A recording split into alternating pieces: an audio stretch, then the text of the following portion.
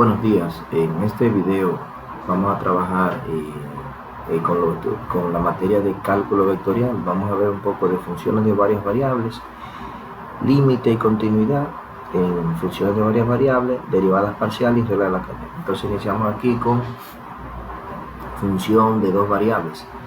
Miren, una función de dos variables es una regla que asigna a cada par ordenado x, y, o sea, a cada punto de aquí, un único número real denotado por f de x. O sea, a cada punto de aquí se le asigna un número real aquí, por ejemplo, un puntico aquí, un puntico. Ok, por ejemplo, aquí a la coma A, B se le asigna f de A, B. Entonces aquí el dominio está representado en el plano XY y el rango son los valores de Z. El rango son los valores de Z. Entonces, por ejemplo, aquí encuentra el dominio para las siguientes funciones. Miren, esa función es una función, una expresión algebraica que tiene un radical en el numerador. O sea, ese radical tiene que ser mayor que 0. El radicando tiene que ser mayor que 0. Y luego, cuando usted establece que x más y más 1 tiene que ser mayor que 0, entonces queda una ecuación. Usted puede graficar la ecuación lineal que queda, o sea, que va a quedar la ecuación x más y igual a menos 1, y la gráfica de esa ecuación es una recta que pasa en menos 1 de la x y en menos 1 de la y. Ok, entonces miren esa línea interrumpida es la gráfica de la ecuación. Entonces se me dividió en dos semiplanos, el semiplano superior y el semiplano inferior aquí. Entonces hay que ver cuál de los dos planos es el que satisface la inecuación. Entonces, por ejemplo, yo puedo elegir el 0, 0. Yo puedo elegir el 0, 0. Si yo evalúo el 0, 0 aquí, fíjense que 0 más 0 es mayor que menos 1, verdadero. El 0 es mayor que menos 1, por lo tanto, esta es la región del dominio. Si usted evalúa cualquier punto que esté por aquí, por debajo, se va a dar cuenta que le va a dar falso. Por ejemplo, este es el punto menos 2,0. Si yo evalúo menos 2 aquí y 0 aquí, menos 2 es mayor que menos 1, falso. Entonces la región que hay que graficar es la parte de arriba. Miren aquí esta función, x igual al logaritmo de y cuadrado menos x. Entonces, ¿qué sucede? Que el logaritmo tiene que ser mayor que 0. La función logaritmo no está definida para números negativos, a menos que estemos trabajando con números complejos, que ahí sí usted puede definir el logaritmo de un número negativo. El logaritmo de, por ejemplo, de menos 3 es igual al logaritmo del módulo, que va a ser 3, el módulo de menos 3, por más y por el argumento. El argumento es que menos 3 forma un ángulo de pi. Ya, entonces eso quedaría el logaritmo de 3 más i pi. Este es el logaritmo de un número negativo, pero eso es en variable compleja. Ese pi viene de usted definir el ángulo. Usted va a tener 1, menos 2 y menos 3. ¿Cuál es el argumento? El argumento es el ángulo. ¿Cuál es el ángulo que se forma ahí? Pi. Y el módulo, esto es el módulo de menos 3. Bueno, pero en este caso, entonces el logaritmo, definimos que y cuadrado menos x tiene que ser mayor que 0. Por lo tanto, eso me queda una parábola. O sea, si lo ponemos en forma de ecuación, queda una parábola cuyo eje focal es el x. El eje focal viene siendo el x. Entonces nada, ella abre a la derecha, porque la parábola tendría esta forma, y cuadrado igual a x. Entonces, como es positiva, abre a la derecha. Entonces le hacemos lo mismo, seleccionamos un punto en las dos regiones que se ha dividido el plano. Entonces, por ejemplo, yo seleccioné aquí el punto, este puntico de aquí. Si a ese puntico yo le puedo poner, ese es el punto menos 1, 0. Menos 1,0. Entonces la x vale menos 1. Vamos a ver, la x vale menos 1 aquí. Menos 1 de la x es menor que 0 al cuadrado. Menos 1 es menor que 0. Sí, verdadero. Entonces la región, esta es la región que se sombrea del dominio. Vamos a ver qué tenemos más por aquí. Aquí creo que le puse una gráfica. Otra forma de ver una función, mírenla ahí. Otra forma de ver una función de dos variables, f, es como el conjunto de puntos x, y, f de x, y. Donde yo voy a tener una ecuación de la forma z igual a f de x, y. Ahí está de forma explícita. Yo puedo decir que esa función está de forma explícita, Si yo la tengo así, z igual a f de x, y, ahí está de forma explícita. La otra forma de verla es una función f de x, y, z igual a 0. Esto estaría en forma implícita. Aquí implícita y aquí explícita. Donde la variable, las x y la y vienen siendo la variable independiente y la z la variable dependiente. Entonces, definimos ahora lo que es una curva de nivel de una función de dos variables. Son curvas con ecuaciones de la forma f de x, y igual a k, donde k es una constante en el rango de f. Por ejemplo, para esta función de dos variables, raíz cuadrada de x cuadrado más y cuadrado, podemos graficar las curvas de nivel f de x, y igual a 1, f de x, y igual a 2 y f de x, y igual a 3. Estas son curvas de nivel.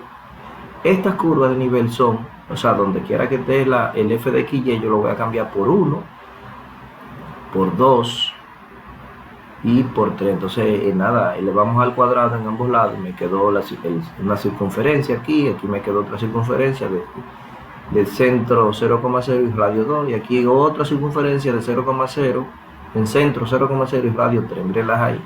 Ahí tienen las curvas de niveles de la de radio 1, esa que va de ahí de radio 2, y la otra que va de aquí a aquí es de radio 3. Y tiene muchas curvas de nivel. Eso ustedes lo ven cuando los estudiantes de ingeniería están dando la asignatura de carretera, donde aparece un plano. Trabajan con un plano que tiene muchas líneas unidas. Sí, entonces mientras más unida, mientras más separada estén las líneas, representa un llano. Ahora, mientras más unidas estén las líneas en ese plano que lo utilizan para dar la asignatura de carretera, puede ser una elevación o un hundimiento, dependiendo. Ok, entonces vamos a seguir aquí. Tenemos por aquí, bueno, aquí la ponemos ya en inglés, señores. Una función de 3 o más variables. Una función de 3 o más variables es una regla que asigna a cada tripleta ordenada x, y, z en el dominio de su conjunto de R3 un único número real denotado por f de x, y, z. Por ejemplo, la temperatura T en un punto en la superficie de la Tierra depende de la longitud x y la latitud y en el punto del tiempo t. O sea que podemos escribir esa función de 3 variables como la temperatura t es una función de la latitud x, la longitud y el tiempo t.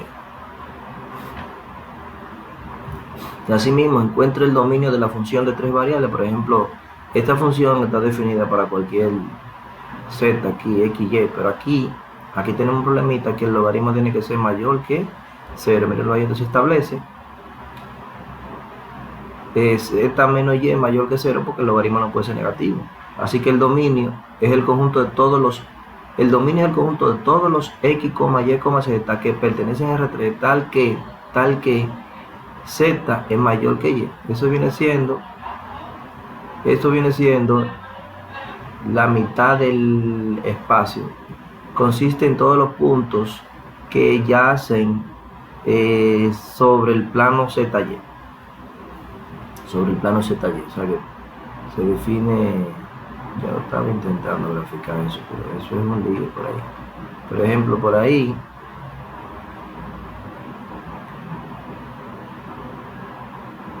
eso que está ahí, ese planito, no se ve como plano, pero es un plano, la parte de arriba, todos los puntos que están aquí arribita, donde, déjame ver, no, ese caso sería no. Bueno, yo pongo, yo voy a poner aquí X, Y, Z, X, Y, Z, entonces si Z es mayor que 0, Dios, déjame ver. Este es un lío graficar eso. Aquí está el plano. Entonces,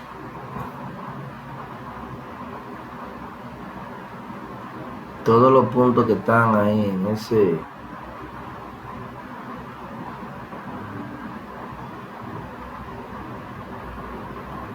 más o menos ahí, ese viene siendo el plano. Si esto es Y y esto es Z, ese viene siendo el plano YZ. Entonces los puntos que están por encima de todos los puntos que están por encima de aquí es el dominio.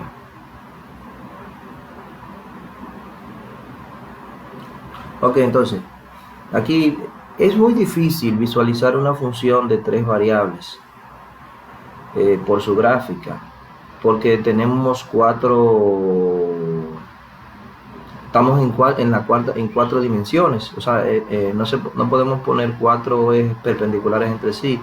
No obstante, podemos tener podemos visualizar lo que se llaman las superficies de nivel. Así como tenemos curva de nivel para funciones de 2 variables, cuando hablamos de funciones de 3 variables tenemos lo que son las superficies de nivel, que es las cuales son ecuaciones de la forma f de x, y, z igual a k, donde k es una constante. Si un punto x, y, z se mueve a lo largo de una superficie de nivel, su valor, el valor de f se mantiene fijo. Por ejemplo, aquí usted tiene esa función de 3 variables. No podemos graficarla porque esta sería la variable w igual a x cuadrado más y cuadrado más z cuadrado, pero lo que podemos graficar son visualizar lo que son las superficies de nivel. Entonces ahí usted tiene, por ejemplo, cuando f de x y vale 9, una esfera de radio 9 y centro 0, 0, 0. Aquí tenemos una esfera de radio 4 y aquí una esfera de radio 1. Entonces son lo que podemos visualizar para funciones de 4 variables, son lo que se llaman para funciones de 3 variables, lo que podemos visualizar son lo que se llaman las superficies de nivel. Okay. Vamos a ver aquí adelante que tenemos. Entramos al límite, señores. Límite en funciones de variables. Let's compare the behavior of the function. O sea, comparemos el comportamiento de las siguientes funciones. De la función 1, la función 2. Cuando x y y ambas se aproximan a 0, al 0, 0.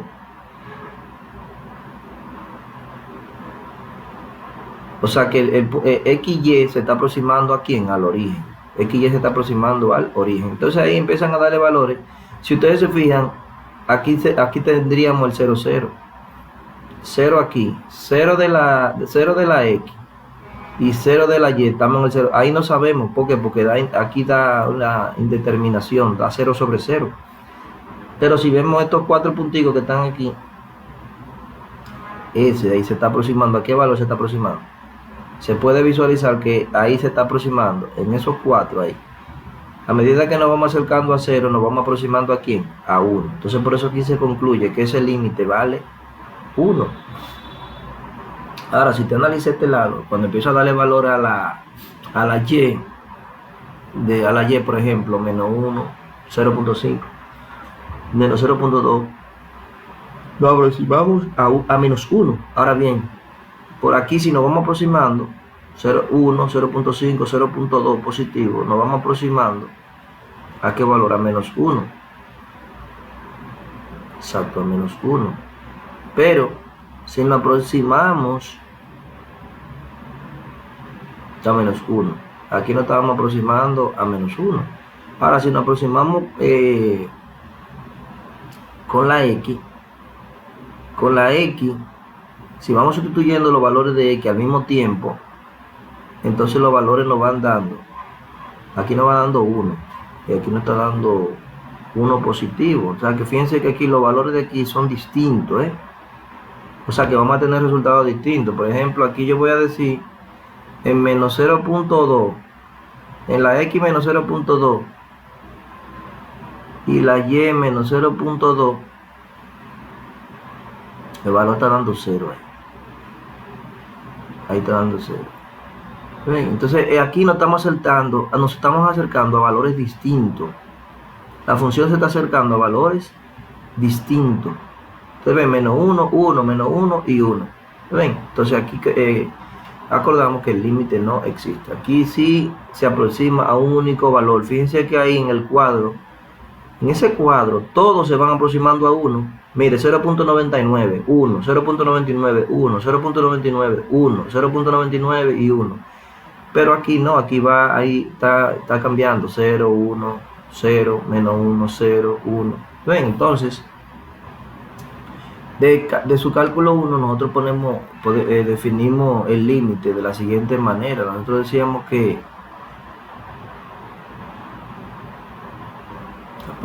voy a moverlo un poquito a la derecha. Voy a mover a la derecha. Ya.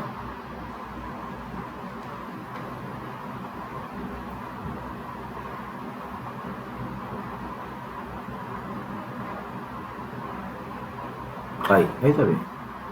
Miren, en cálculo 1 se trabaja con funciones que van de R a R, o sea, de un número real a otro número real. Entonces el límite de f de x cuando x tiende a ser igual a L significa que dado un epsilon mayor que 0, existe un delta mayor que 0, tal que si 0 es menor que x menos c menor que delta, o sea, la distancia entre el punto x y el punto c es menor que delta, siempre que la función f de x menos L sea menor que epsilon. Ahora bien, ahora nuestra función es una función de dos variables, o sea que va de R2 a R. Entonces decimos el límite, en vez de f de x, y, cuando x, y en vez de tender a c, tiende a b, es igual a L, significa que dado un epsilon mayor que 0, existe un delta mayor que 0, tal que en vez de ser la distancia entre dos números reales, x menos c, la distancia entre dos puntos, acuérdense que la fórmula de la distancia x2 menos x1 al cuadrado más y2 menos y1 al cuadrado, 0, ahí con ese 0 se está incluyendo a, b, y menor que delta, ahí va delta, menor que delta. Esto es delta minúscula, ok.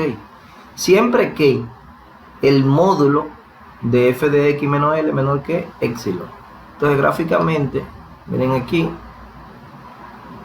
ahí tenemos la gráfica.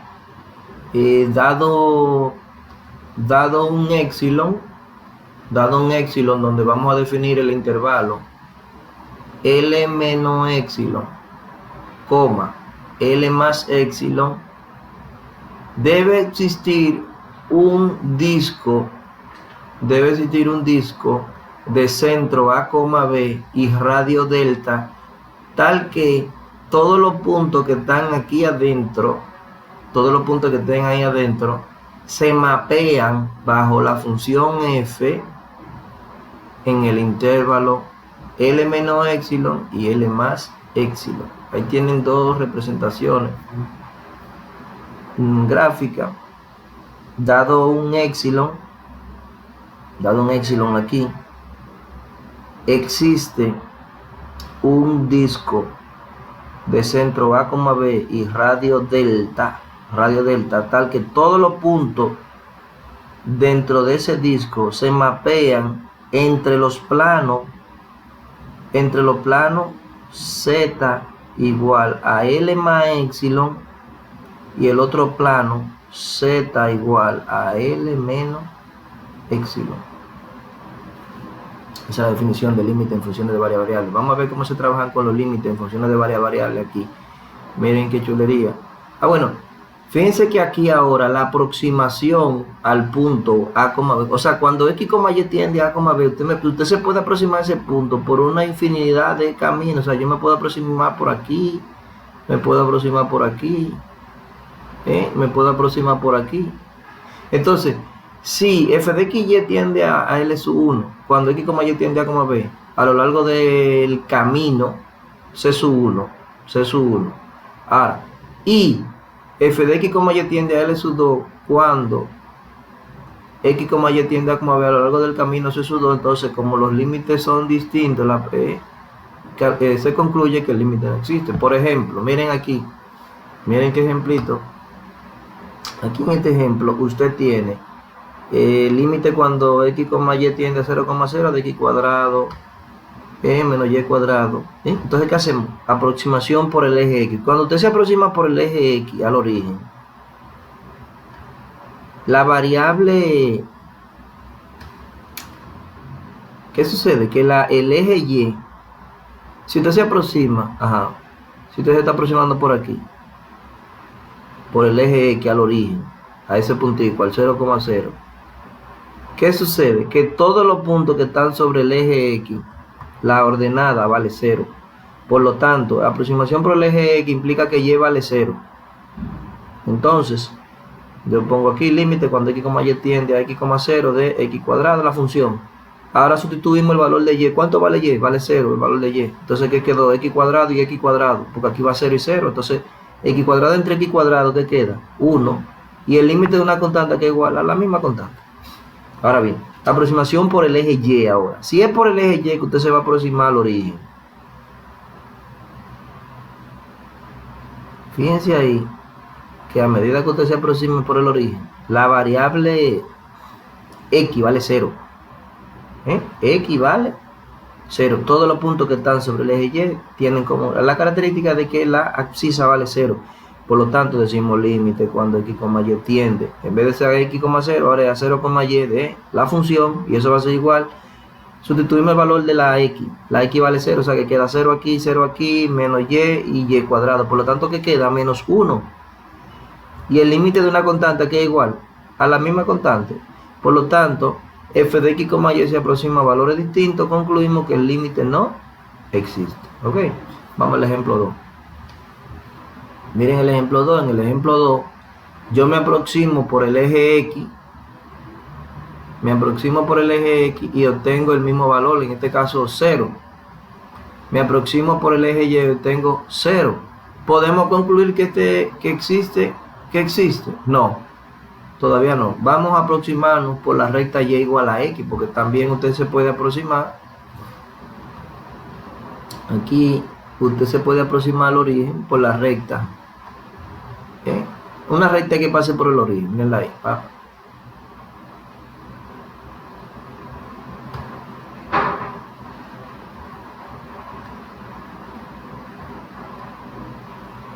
Esa recta, si usted la visualiza, yo la voy a hacer esta.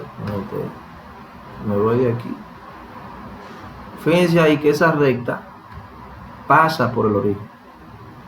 Entonces nos vamos a aproximar por la recta Y igual a X, que es otro camino. Entonces fíjense ahí, cuando nosotros hacemos esa parte, aquí ya no me parece mucho explicar la aproximación por el eje X. Le había dicho que la Y vale 0, se sustituye por Y aquí, y Y abajo queda 0 arriba entre X cuadrado, y 0 entre X cuadrado es 0, y el límite de una constante es la misma constante, 0. Aquí la X es 0 porque es aproximación por el eje Y. Se sustituye por 0, la X, 0 aquí, queda 0 arriba y Y cuadrado en el denominador. Esa división da 0 y el límite de una constante es la misma constante. Ahora nos vamos a aproximar por la recta Y igual a X, o sea que el límite cuando X, Y tiende a X, de la función Donde quiera que esté la y, yo voy a poner x. Fíjense que aquí voy a tener x cuadrado y aquí 2x cuadrado. Y eso va a quedar un medio, porque se va a cancelar ese x cuadrado con ese x cuadrado y queda un medio. Y queda el límite de una constante. ¿A qué es igual el límite de una constante? El límite de una constante es igual a la misma constante. Ahí va x. Igual a la misma constante. Por lo tanto, L1 es igual a L2, pero es diferente a L3. Entonces no existe el límite. No existe el límite. Ahora vamos a ver... bueno, vamos a ver ahora esta definición de continuidad. Una función de dos variables es continua en A, B si la función está definida. Si la función está definida. Si el límite de la función cuando x tiende a A existe. Y si ambas expresiones son iguales. Entonces nosotros decimos que f es continua en D. Si f es continua en nosotros decimos que la función es continua en el dominio D, o sea en el plano XY, en el dominio del plano XY, si es continua en cada punto A, B del dominio. Miren este ejemplito, evaluar esa función, ese límite. La f de x, y es un polinomio. And es continua en everywhere, o sea, en todas partes. Entonces nosotros podemos encontrar el límite por sustitución directa, o sea, que encontraron el límite cuando x, y tiende a 1,2, o sea, sustituir la x por 1 y la y por 2. Eso es bien fácil, 1 al cuadrado por 2 a la 3, menos 1 al cubo por 2 a la 2, más 3 por 1, más 2 por 2, bueno, el resultado es 11. Ahora, ¿dónde? Ok. Entonces ahí ya vemos que esa función, las funciones polinomiales son continuas. Esa función es continua en 1,2. El límite existe y el valor de la función también va a dar 11. Por lo tanto, la función es continua en ese punto. ¿Dónde la función, este ejemplo ahí, donde la función es continua? La función f es discontinua en el 0,0 porque no está definida. No está definida ahí. Since f is a rational function, if it is continuous on x, o sea, si la función f es una función racional, entonces es continua en su dominio, el cual es el conjunto de todos los x, y tal que x, y sea diferente de 0,0. O sea, la función va a ser continua para todos los x, y que pertenecen a R2 tal que x, y sea diferente de 0. Vamos a ver esta función. Esa es una función a trozo. Esa función, miren, está definida. F de 0,0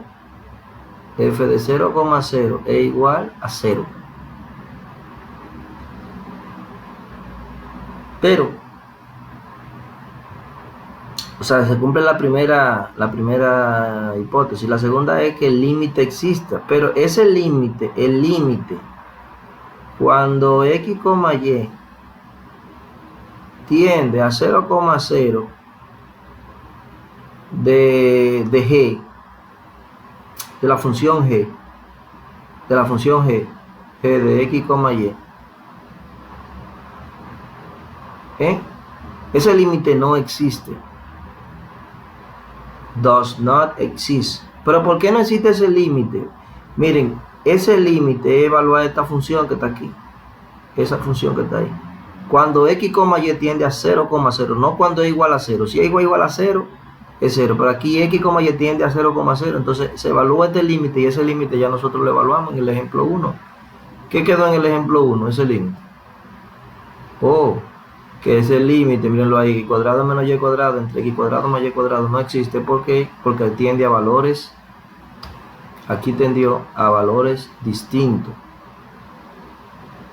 Entonces, como tiende a valores distintos, la función no es continua. Esa función tampoco no es continua en 0,0.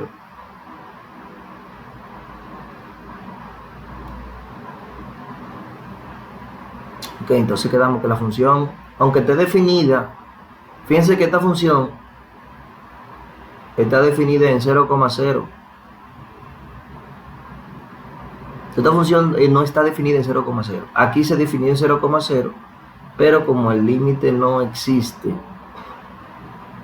en el origen, el límite no existe en el origen, sigue siendo discontinua. Sigue siendo discontinua. Miren, aquí tenemos ahora lo que son las funciones de tres variables. Una función, a function of three or more variables. Okay, everything that we have done in this session can be extended to a function of three or more variables. O sea, se puede extender el concepto de límite de función de dos variables a función de tres variables.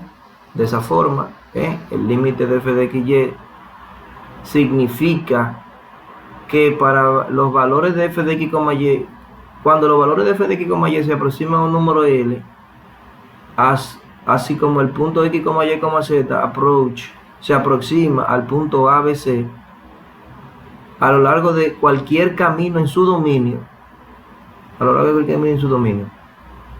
because the distance between 2 points, we can write the precise, como la distancia entre dos puntos en R3 es esa forma, x2 menos x1, x2 menos x1 al cuadrado, más y2 menos y1 al cuadrado, más z2 menos z1 al cuadrado. Se puede definir la definición precisa. Dado un épsilon mayor que 0, existe un delta mayor que 0, tal que si 0 es menor, en vez de ser la distancia entre dos puntos, como vimos ahorita, que nada más que era esta parte, menor que delta, siempre que el valor absoluto de f de x y menos L sea menor que épsilon. Lo mismo aplica para la definición de continuidad. Por ejemplo, aquí, for instance, de función, por ejemplo, la función f de x, y, z es igual a 1. Es una función racional de tres variables. So it is continuous at every point in R3, excepto donde ese denominador es 0. Entonces el denominador, cuando se iguala a 0, x cuadrado más y cuadrado más z cuadrado menos 1 es igual a 0, ¿qué es lo que me queda? Esta ecuación que ustedes están viendo ahí, que es la ecuación de una esfera. En otras palabras, es discontinua en la esfera con centro en el origen y radio 1. O sea, y nada, vamos a ver qué sigue aquí. Entramos a lo que son las derivadas parciales. Miren, derivadas parciales.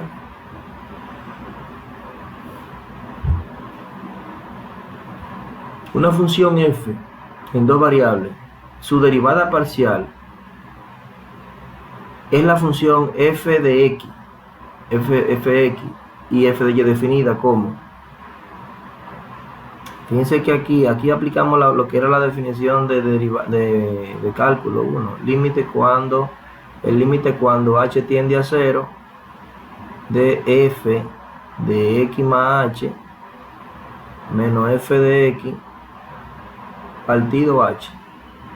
Lo único que ahora la función f, en vez de ser la función f de x, ahora mi función es f de x, y. Por lo tanto debemos incrementar tanto a la x más h, y en esta se incrementa y más h. Esto se puede interpretar como cambio de z en la dirección y, en la dirección y. Entonces se puede ver como cambio,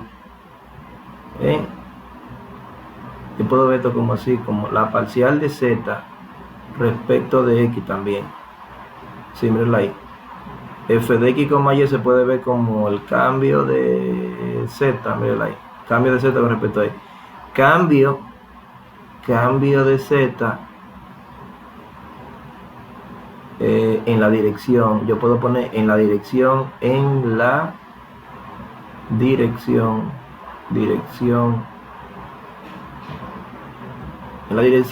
del vector unitario y esto sería cambio de z en la dirección J. Se puede interpretar como cambio de Z en la dirección J, o sea, los vectores unitarios, acuérdense, I, J y K. O también representa la pendiente de la recta tangente que resulta de la intersección de los planos. O sea, si usted tiene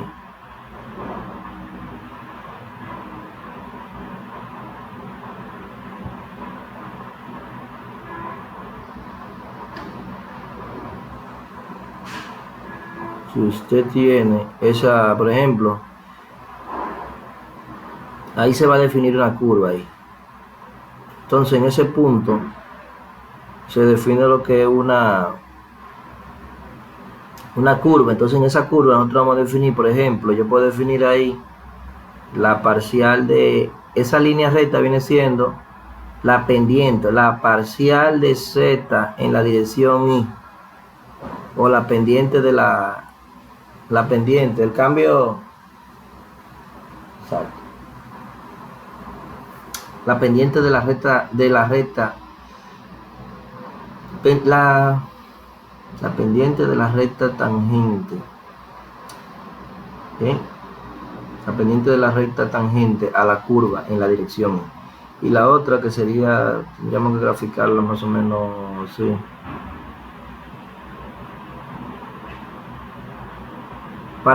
Viene siendo paralela al eje X, paralela a este X. Cambio, esto viene siendo la pendiente de la recta tangente a la curva, a esa curva que va ahí. Esa curva es la intersección de un plano. O sea, sí, porque hay que definir un plano. Déjame buscar el libro, a ver si podemos visualizar esta parte un poquito mejor. Ok, miren aquí, la interpretación de la derivada parcial. Vemos aquí que la derivada parcial de f en a, b son las pendientes de las tangentes a la curva C1. La curva C1, esa que va ahí, esa que está en azulito. Esa que está en azulito. Esa que te están viendo ahí. Esa que va ahí. Esa es la curva C1. Wow, pero yo la dañé. Vamos a la otra. Ajá. Ahí. Ustedes la están viendo ahí. Esa que está en azulito ahí. Esa que va ahí en azul. Entonces, esta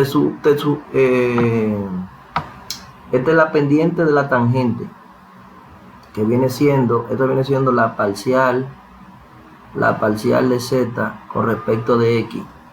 Me va a dar la pendiente de la recta tangente a esa curva, a la curva que queda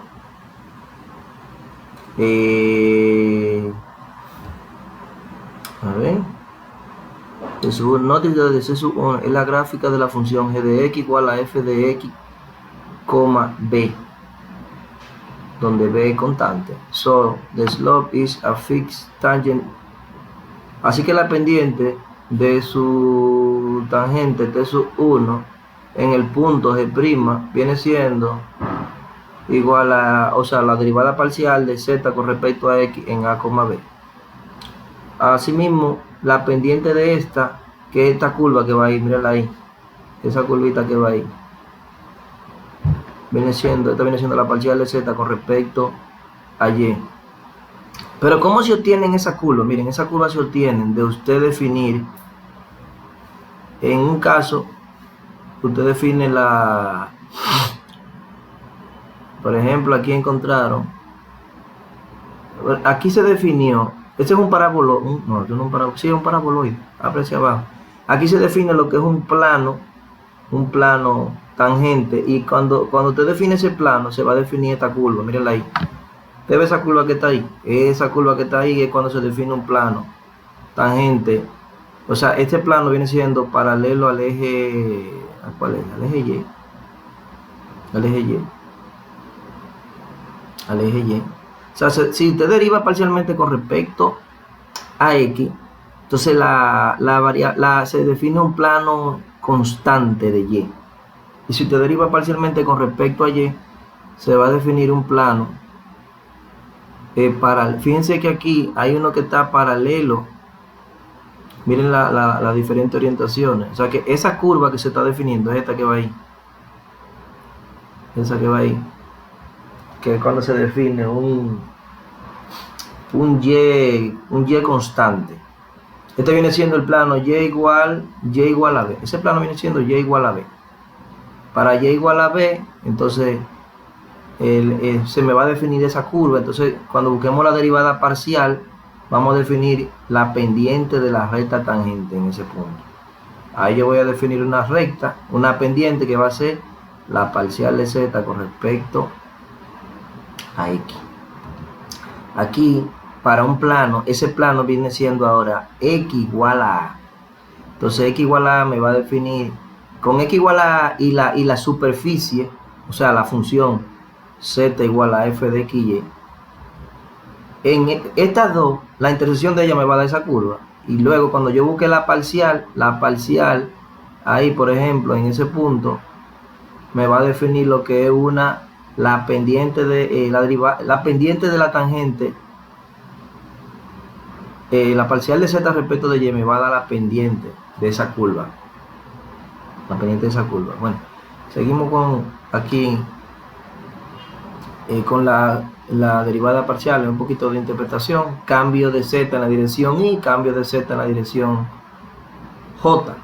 Entonces, en notación para derivadas parciales, miren todas las diferentes notaciones que usted tiene. Parcial de f con respecto de x, la parcial de f de x y respecto a x, f sub 1 de sub 1 de f, de x de f, todas esas notaciones, tanto para las x como para la y. La regla para encontrar la derivada parcial de z igual a f de x y, para encontrar la parcial de f respecto de x, mantener a y como constante y diferenciar f de x y con respecto a x. Para encontrar la derivada parcial de y, de f respecto de y, mantenemos a x constante y diferenciamos a f con respecto a y. Entonces ahí tienen un ejemplito. El ejemplo 3 dice ahí, el ejemplo 3 tenemos ahí, si f de x y es igual al seno de x, al seno de x entre 1 más y, calcular la parcial de f respecto de x y la parcial de f respecto de y. Mira, la parcial de f respecto de x, la derivada del seno, ¿cuál es? Coseno del mismo ángulo por la derivada del ángulo, pero aquí vamos a derivar con respecto a x, o sea que 1 más y es constante, o sea que lo que hay que derivar es la x, que vale ¿cuánto? La derivada de x es 1, miren ahí donde aparece. O sea, esta parte se copia igual, miren aquí donde se copia igual, lo que cambió es que derivamos esto, como aquí hay un 1 que no se marca, ese 1 partido 1 más y es una constante, lo que hay que derivar es la x, la derivada de x ¿cuánto es? 1, por eso que queda 1 entre 1 más y. Ahora bien, la parcial de f respecto de y, lo mismo, la derivada del seno es coseno del mismo ángulo por la derivada de esto, pero la derivada de eso con respecto a y, aquí ya hay que aplicar la regla de la cadena porque la y aparece en el denominador.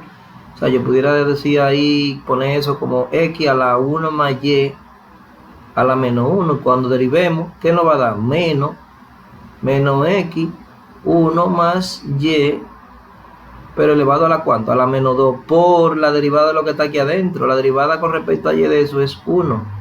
Por lo tanto, ¿qué quedó? Menos x partido 1 más y elevado al cuadrado. Y nada, mírenlo ahí. X 1 más y al cuadrado y miren el menos aquí adelante. Ese coseno de x 1 más y pasa igual. Ok, entramos en lo que son las reglas de la cadena. Miren, en cálculo 1, usted vio la regla de la cadena. La función, en funciones de R a R, usted vio que la regla de la cadena, si y igual a f de u y u era igual a g de x, entonces aquí usted tiene la derivada de y respecto de x va a ser igual a la derivada de y respecto de u por la derivada de u respecto de x. O sea, tenemos una variable dependiente que es la y, una variable intermedia que es la u y una variable independiente que es la x. Ok, eso vamos a tener un solo término. Aquí en el caso 1 estamos teniendo ¿Qué es lo que se está teniendo? Se está teniendo que z es igual a f de x y, ¿no es verdad? Pero la x y la y, x es una función de t, x igual a g de t, y y es igual a h de t. Entonces nosotros tenemos aquí una variable dependiente, dos variables intermedias. Aquí hay dos variables intermedias y una variable independiente. Por lo tanto, solamente vamos a tener la derivada de z respecto de t. Vamos a tener tanta derivada como variable dependiente e independiente. Solamente tenemos una dependiente que es z y dos independientes que son t. Por lo tanto, tenemos la parcial. Y vamos, como tenemos dos intermedias, yo voy a tener dos términos. Parcial de f respecto de x por la derivada de x respecto de t, más la parcial de f respecto de y por la derivada de y respecto de t. Por ejemplo, miren ahí arribita el ejemplito que nosotros tenemos. Ese ejemplo ahí te tiene z igual a x al cuadrado y más 3xy a la 4, donde x igual al seno de 2t y y igual al coseno de t. Aquí encontramos la derivada de z con respecto a t en 0. Entonces decimos la derivada de z con respecto a t. Como tenemos dos intermedias que son la x y la y, vamos a tener dos términos. Un término con x y el otro término con y. Si tuviéramos otra con z, pero eso lo vamos a ver ahorita. O con u. Entonces, ok, miren, entonces decimos la parcial de z respecto de x por la derivada de x respecto de t más la parcial de z respecto de y por la derivada de y respecto de t. Por ejemplo, aquí la parcial de z respecto de x, miren ahí. La parcial de z respecto de x serían 2xy, mirenlo ahí, 2xy, 3y a la 4, mirenlo ahí, por la derivada de x respecto de t. La derivada de x respecto de t, la derivada del seno de 2t, coseno de 2t, por la derivada de 2t que vale 2, más la derivada de z respecto de y.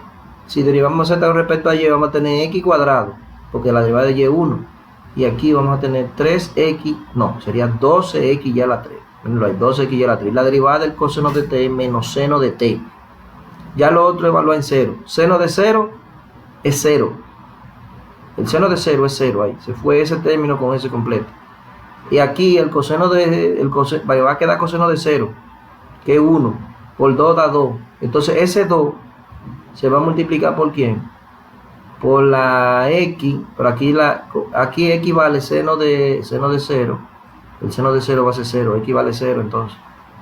Y y vale, coseno de 0 vale 1. 1. Por lo tanto, yo voy a tener 0 aquí y aquí 3 por 1. Eso va a dar 6. Eso va a dar 6 ahí. Va a dar 6 porque sería 2 por el C3. Da 6. Miren, para el caso 2 ahora. En el caso 2 yo tengo una variable dependiente. Y si ustedes se fijan, la x y la y son las intermedias. Y tenemos dos variables independientes. O sea, por eso es que aquí tenemos parcial de z con respecto a la primera variable independiente y parcial de z con respecto a la segunda variable independiente. Entonces, ya aquí vamos a decir, tenemos dos intermedias, fíjense los dos términos. El primer término con x y el segundo término con y. Hay veces que se utiliza también el diagrama de árbol aquí. El diagrama de árbol es z y tenemos tanto a x. Y tenemos aquí a y, pero la x depende de s y la x depende de t, y aquí también de s y de t, o sea que tenemos aquí parcial de z con respecto a x por la derivada de x respecto a s, miren ahí, más parcial de z con respecto a y, miren ahí la y, por la parcial de y respecto de s. Ahora vamos a hacer la que tienen t, mirenla aquí, parcial de z con respecto a x por la parcial de x respecto a t, mirenlo ahí, más parcial de z respecto de y por la parcial de y respecto a t, mirenla ahí. Si tuviéramos más, o sea, si tuviéramos por ejemplo w Si tuviéramos W igual a f de x, y y z, y tanto la x es igual a la función de x de t, r y s, y que y igual a una función de t, r y s, y que z sea una función de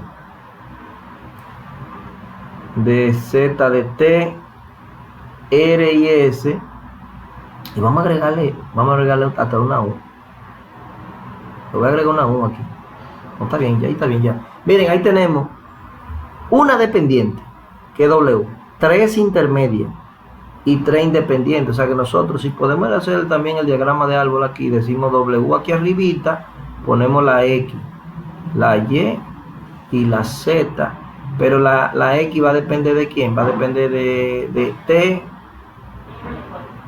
r y s, y lo mismo aquí, la y va a depender de t, r y s, y la z va a depender de t, r y s. Entonces ahí tendríamos que combinar parcial de w.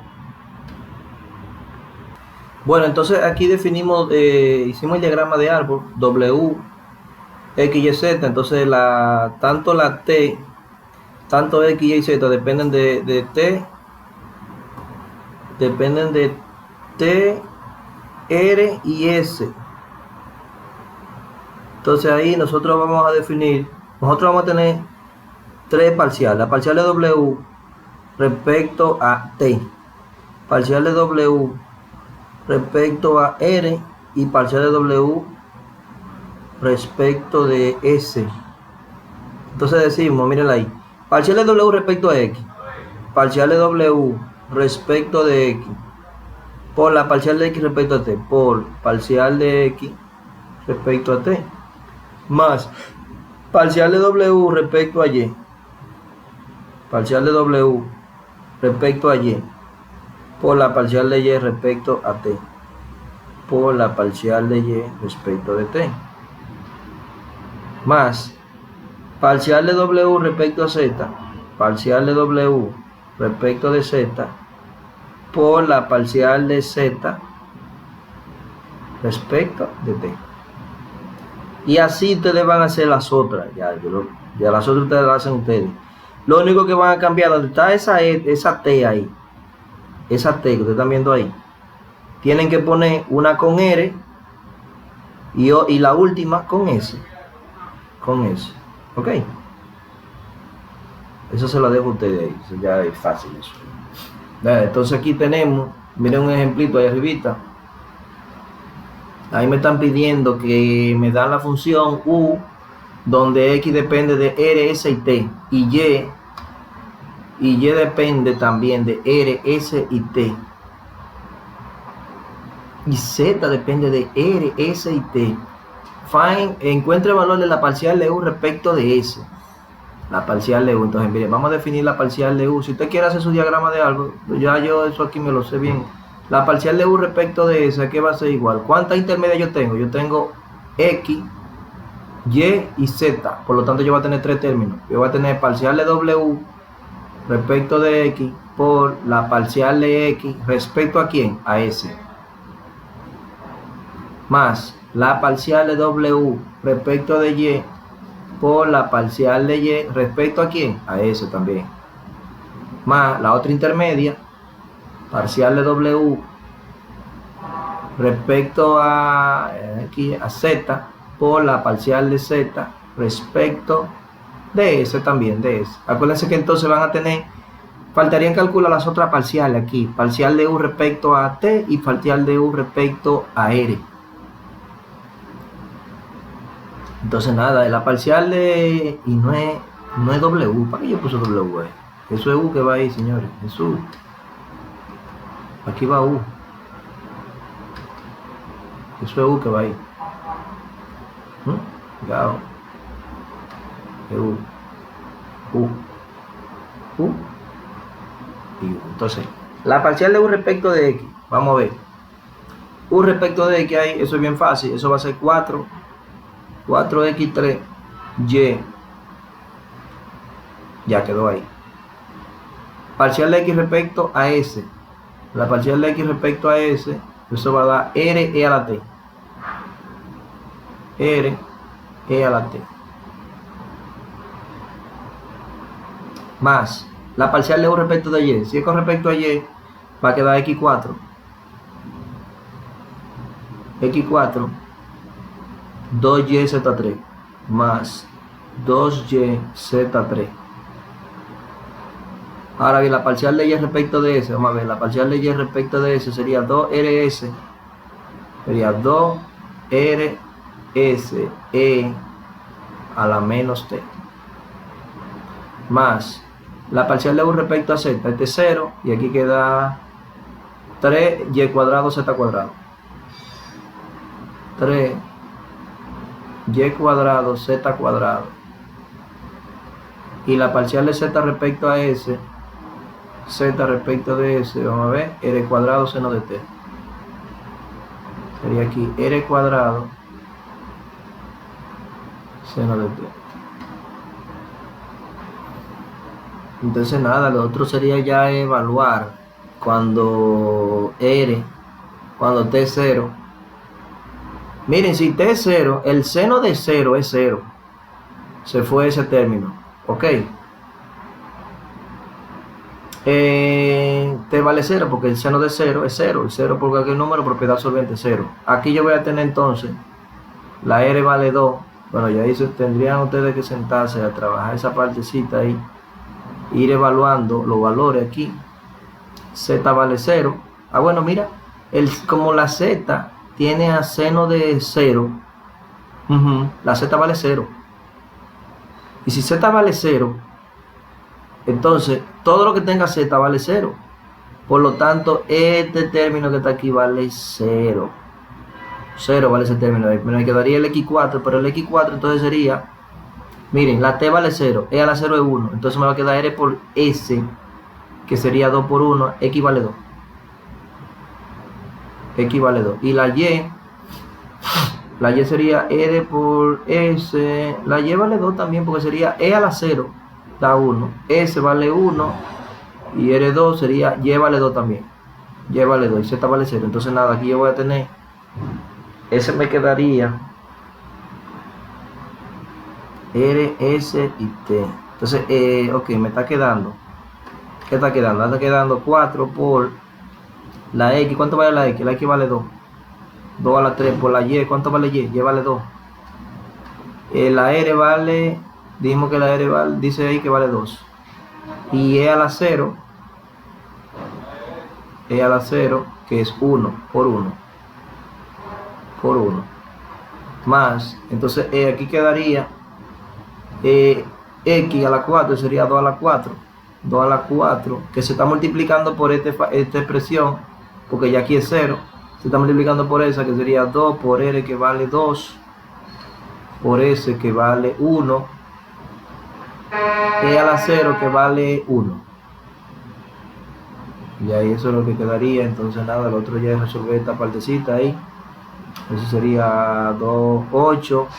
8 por 4 son 30. A ver, 8 por 4 son 32. Y 32 por 4, estamos hablando de 4 por 3 serían 128. No, 128 no, pues serían 120. Ah, sí, 128 de esta parte. 128 más. Entonces aquí tendríamos 2 a la 4, 2 a la 5, 2 a la 6. Eso da 64. 2 a la 4 son 16, por 2 más son 32 y por los más 64. Nada, y ya tenemos entonces 4 y 8 son 2. Llevo una 6, 7, 8, 9. 192, miren. De derivación implícita, miren. Si usted va a derivar implícitamente eso, usted ahí va a decir la parcial de f respecto de x por la derivada de x con respecto a x. Porque aquí estamos definiendo a y como una función de x. Más. Entonces ahí estamos aplicando la regla de la cadena. Regla de la cadena. La parcial de f respecto a y por la derivada de y respecto de x. Entonces, la derivada de x con respecto a x vale 1. Y la derivada de y con respecto a x, eso es lo que vamos a determinar. Eso es lo que vamos a determinar. Mírenlo aquí. Entonces yo lo despejo. Este término que estaba positivo pasó al otro lado negativo. Miren el negativo. Y este que estaba multiplicando pasó dividiendo. Entonces lo podemos poner como menos fx arriba y fy abajo. O sea que lo que cambia es esto. Miren, si aquí yo tengo de y de x, va f de y abajo y f de x arriba y con un menos. Por ejemplo, aquí, para esta función, para ese que está ahí, yo defino mi f de x, y va a ser igual a x al cubo más y al cubo y menos 6xy, menos 6xy. Y ya ahí entonces digo, bueno, la derivada de y, o sea, la derivación implícita de y de x va a ser igual a menos, paréntesis, parcial en x arriba, 3x cuadrado menos 6y. Parcial, f de y en el denominador, bueno, 3y cuadrado menos 6x. Y ahí quedó esa parte.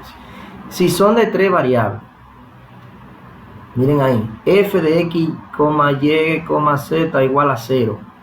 Y nosotros definimos que z igual a, z es la variable dependiente y x es la variable independiente. Entonces decimos la parcial de f con respecto a x por la derivada de x con respecto a x, más la parcial de f con respecto a y por la derivada de y con respecto a x, más la parcial de f con respecto a z por la derivada de z con respecto, por la parcial, aquí va parcial de z con respecto a x. Sí, entonces ahí decimos, miren, esta vale 1. Ahora la parcial de y con respecto a x es 0 porque estamos derivando parcialmente con respecto a x, la y es constante, por lo tanto este es 0. Entonces despejando, esta parcial de f con respecto a x pasa negativa, mírenlo ahí, menos, pasó negativo y se pone aquí. Y esta parcial de f con respecto a z, que estaba multiplicando aquí, miren aquí donde está dividida. Acuérdense que esto es f de z, eso es f de z, y esta que está aquí es f de x. Entonces esta pasó negativo y f de z pasó dividiendo. Y ahí tienen para cómo calcular si es una función, está definida implícitamente así. Lo mismo sucede si usted lo hace, pero en vez de derivar con respecto a x, usted lo hace con respecto de y. Miren, y. Entonces va a quedar 0 aquí. Aquí queda 1. Este término pasa restando, mírenlo ahí, porque esto es f de y. Esto que está aquí, f de y, mírenlo ahí, pasó restando. Y este pasó dividiendo. Nada, espero que este video le ayude para resolver los ejercicios de la práctica que le voy a poner. Los ejercicios de la práctica van a venir de este libro de aquí. Los ejercicios de la práctica van a venir de ese Cálculo Early Transcendental, sexta edición de James Stewart. Okay. Los ejercicios van a tener límite y derivadas parciales, reglas de la cadena y continuidad.